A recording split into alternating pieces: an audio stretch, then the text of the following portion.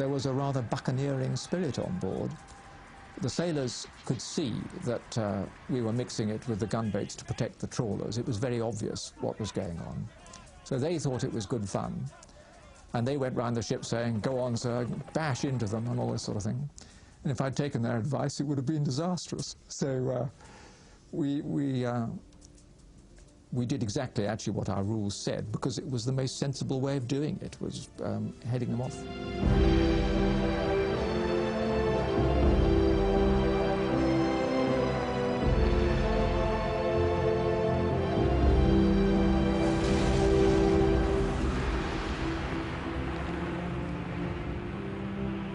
On the 20th of January 1976, Iceland threatened to break off diplomatic relations with Britain unless the Royal Navy pulled out of the 200-mile limit.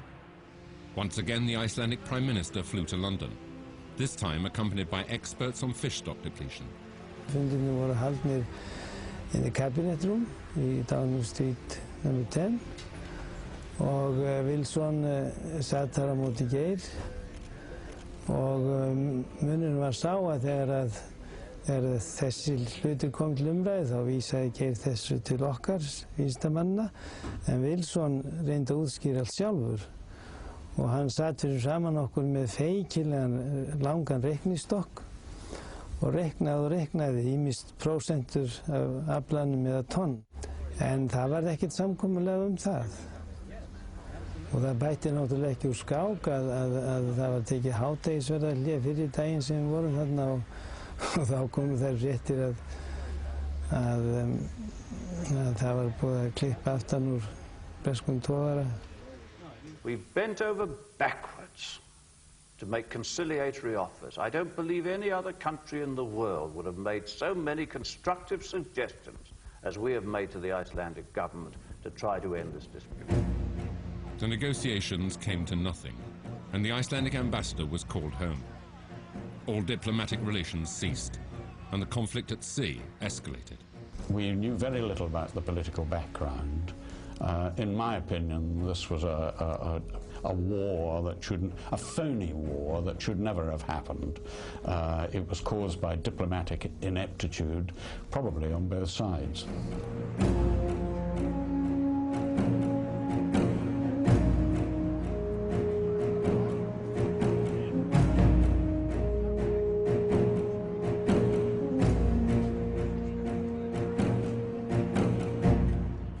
They were quite distinctive characters, and they commanded their ships in different ways. Some were more aggressive than others. I mean, we knew a little bit about them because they were all known to us before the Cod Wars as individuals. So we had little character sketches of most of them. And we always knew somebody was on leave and somebody else was driving instead, or whatever the form was. Yes. Oh, the driver of Balder, and I can't remember his name, but he was very aggressive. Leander, station 1, station 1, Leander. Já, það byrjaði svona átöku eins og gerðist. Díómeda var að verja togaraflota. Móttum að reyna að komast inn í flotan og geta beitt klippunum.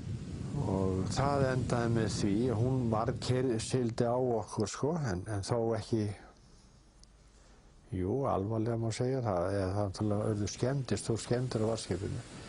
En fyrir rest, þá gekk hún ekki að sér.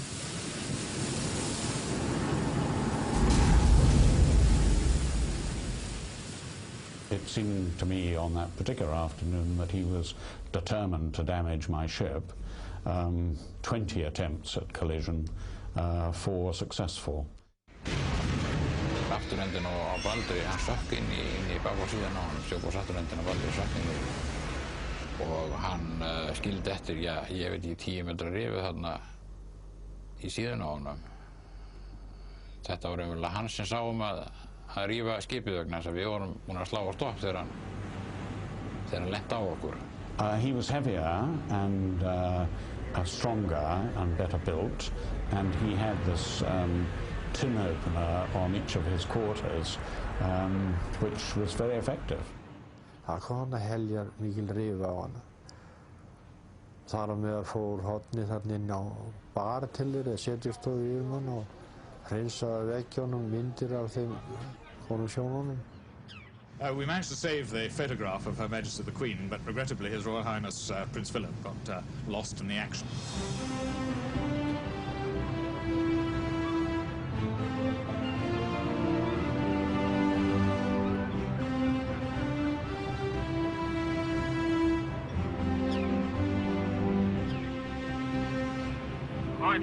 Lloydsman, this is Scylla.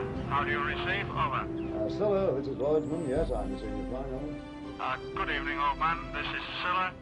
I have some information for you. The Icelandic gunboat Aegir has just left Derryfjord. Svo var nú mjög vinsælað fyrir það var að það var í gegnum fjarskiptin. Það var þannig til dæmis þegar 200 míla síðu var að þá eltu freigáturnar okkur á varskipunum og hérna melduðu alltaf stað, stefnu og þess áttar á svona korters hálftíma fresti til að láta togarana vita að því hvar við værum.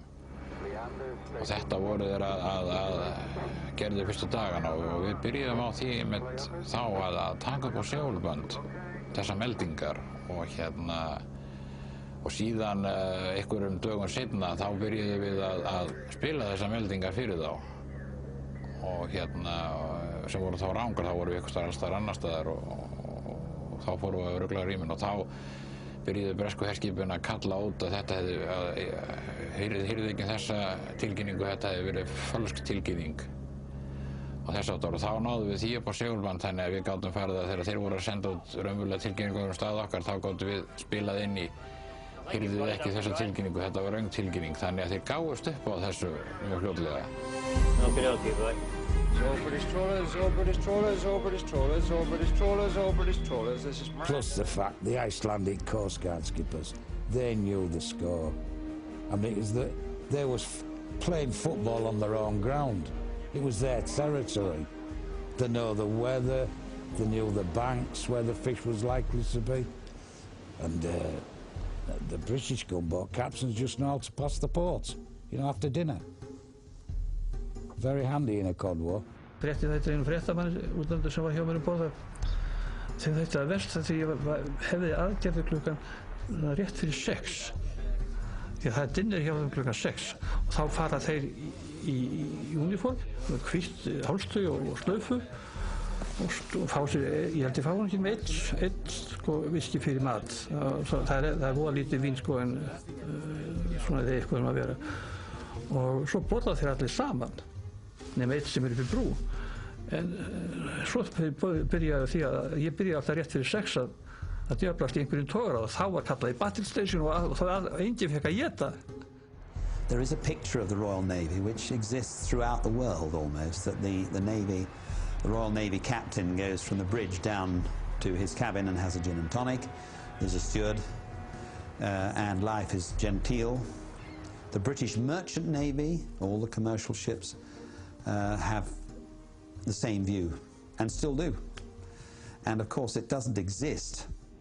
But I have to say that once the Navy's on task, it's extremely dedicated. There's no drinking at sea. The rum tot had gone out by the time this cod war was, so there was no rum in 1976. The rum went out in 1970.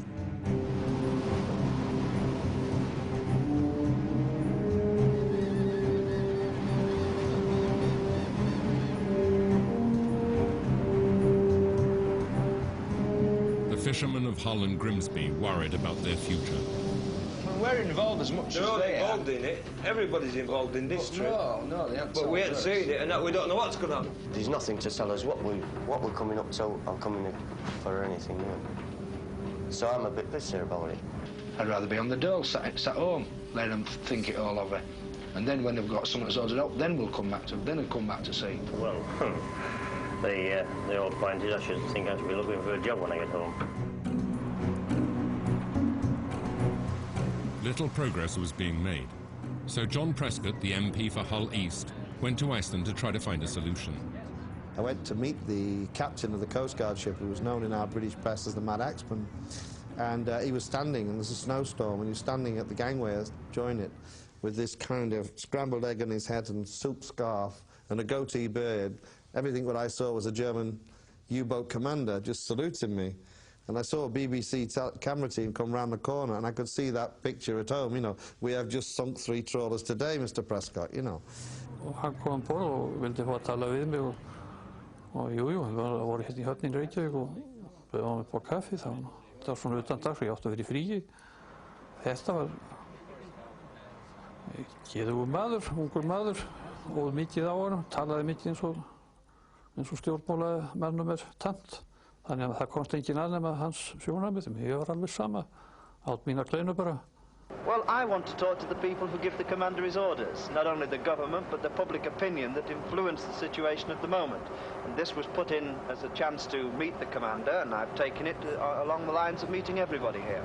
John Prescott mounted an independent operation, and the Foreign Office kept telling him to come home. He wouldn't come home. He came to see me when he did come home with his own peace plan. I can't remember what the details of the peace plan were, but I know that we turned it down out of hand. It might not have been very different from the peace plan which we'd eventually negotiated. John Prescott, the MP for East Hull, played a very brave role in trying to bring the two countries together and trying to get a compromise.